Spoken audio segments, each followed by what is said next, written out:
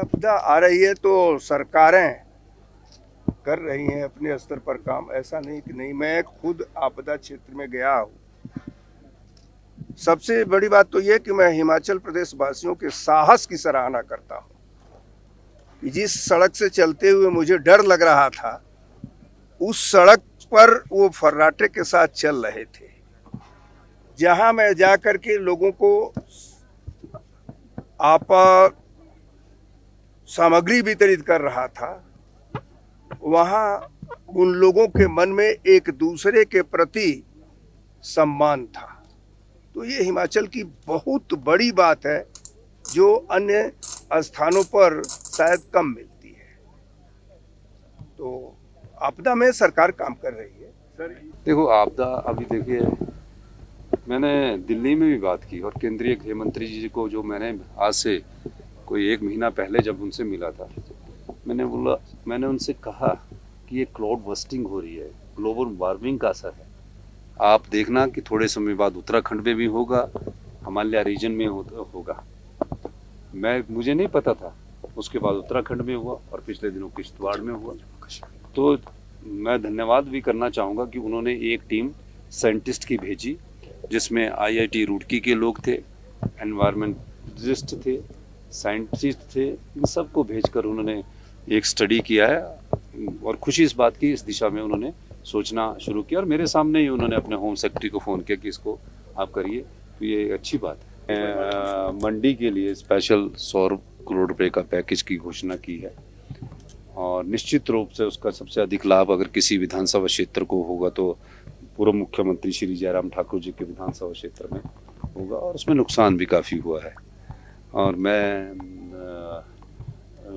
हम चाहते हैं कि जिन परिवारों के घर उजड़ गए हैं, उन घरों को बसाया जाए। और मैंने ये भी कहा है कि अगर कोई रिश्तेदार अपनी जगह अपने किसी रिश्तेदार को या दोस्त को 5 विश्वा या 10 विश्वा देगा तो उसकी रजिस्ट्रेशन की फ़ीस नहीं लगेगी। रजिस्ट्रेशन की फ़ीस उन लोगों के लिए भी माफ़ कर दी गई है, ताकि जो आपदा में प्रभावित परिवार है वो उन जगहों पर बसना नहीं चाहते, क्योंकि जिस प्रकार का वहाँ डिजास्टर हुआ है, जिस प्रकार का संकट उन परिवारों पर आया, तो एक भय का वातावरण है। और दूसरा मैं चाहूँगा कि केंद्र सरकार हमें अधिकार दे ताकि हम 1 बीघा जगह पर उन आपदा प्रभावित परिवारों को बसा सकें जो फॉरेस्ट लैंड है, क्योंकि हिमाचल प्रदेश का जो 68% जो भाग है वो वन भूमि है। वन भूमि के रूप में 32% हिमाचल प्रदेश की जनता के पास बच जाता है। तो फॉरेस्ट में अगर हमें थोड़ा सा भी कानून में ढील देगी, मैं दावे के साथ कह सकता हूँ कि आपदा प्रभावित परिवारों को फॉरेस्ट में जहाँ उन्हें अच्छी जगह लगेगी, हम उन्हें 1 बीघा जगह उपलब्ध करवा देंगे। ये अब केंद्र सरकार पर निर्भर करता है और मुझे खुशी है कि माननीय नड्डा जी के नेतृत्व में ये लोग गए थे, पूरी विधानसभा के सदस्य गए थे, चारों सदस्य गए थे, जबकि 2023-24 में आपदा पर ये प्रस्ताव लेकर आए थे और प्रस्ताव पर 3 दिन चर्चा भी की थी और हम आपदा से जूझ रहे थे। हमने इसे 4500 करोड़ रुपए का पैकेज अपने आर्थिक संसाधनों से पेश किया। हम इनसे बार बार प्रार्थना करते रहे, आप हमारे साथ भी चलिए, लेकिन ये नहीं गए। और उस समय तो बहुत बड़ी आपदा थी, पूरे प्रदेश में आपदा आई हुई थी और इन्होंने इससे बड़ा और ये किया कि उस समय 23-24 में जब कुल्लू में आपदा आई, तो आपदा के प्रस्ताव के बाद इन्होंने वॉकआउट कर दिया। तो वो तो सब लोगों के लिए, हित के लिए होता। तो ये अच्छी बात है कि इस बार नड्डा जी ने इन सबको इकट्ठा करके लेकर गए हैं और ये स्वागत योग्य है। लेकिन अभी तक आपदा का जो स्पेशल रिलीफ पैकेज का हम इंतजार कर रहे हैं। सर, नेता प्रतिपक्ष बोलते कि देखिए, आपदा पिछले 2 सालों से बहुत ज़्यादा नुकसान हिमाचल प्रदेश को हो रहा है। पिछले साल बहुत नुकसान हुआ, 10-12 हज़ार करोड़ रुपए का नुकसान हुआ। उसके मुकाबले में हमें मदद नहीं केंद्र से मिल पाई और इस साल फिर नुकसान हुआ है। और ख़ास तौर पे हमारे पानी डिपार्टमेंट का, तो जल शक्ति डिपार्टमेंट का बहुत बड़ा लॉस हो रहा है कि स्कीमें बह गई हैं और उनको बहाल करने के लिए बहुत बड़ी राशि की ज़रूरत है। हमने केंद्र से भी कहा है कि आप हमें मदद करें।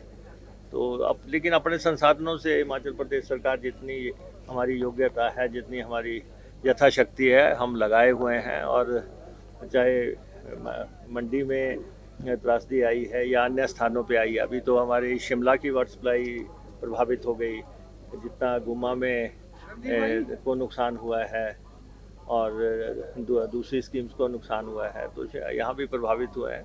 तो हमने स्पेशल पैकेज इस त्रासदी में भी गवर्नमेंट ने अनाउंस कर दिया, और जो पिछले साल का पैकेज था उसको काफ़ी रिवाइज किया गया है। उसमें कुछ संशोधन किए गए हैं जो पिछली त्रासदी में हमें लगा कि लोगों को ये मददें भी होनी चाहिए।